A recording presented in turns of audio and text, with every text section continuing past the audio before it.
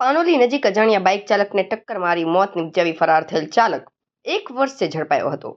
પોલીસે technical surveillance વડે UP ફિરોઝાબાદથી ઝડપી પાડ્યો હતો. પાનોલી પોલીસે ફરાર આરોપીને ઝડપી પાડવા સીસીટીવી ફૂટેજથી લઈ ટેકનિકલ સર્વેલન્સ વડે શોધી કાઢ્યો હતો.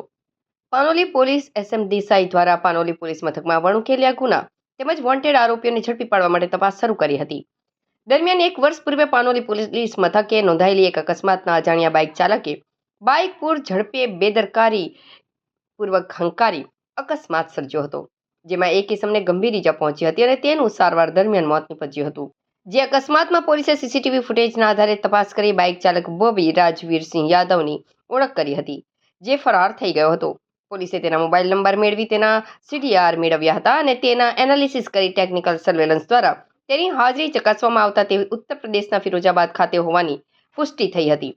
જે આધારે એક ટીમ ઉત્તર પ્રદેશના ફિરોઝાબાદ ખાતે પહોંચી તેને ઝડપી પાડ્યો હતો અને અંકલેશ્વર લઈ આવી તેને વિધિવત ધરપકડ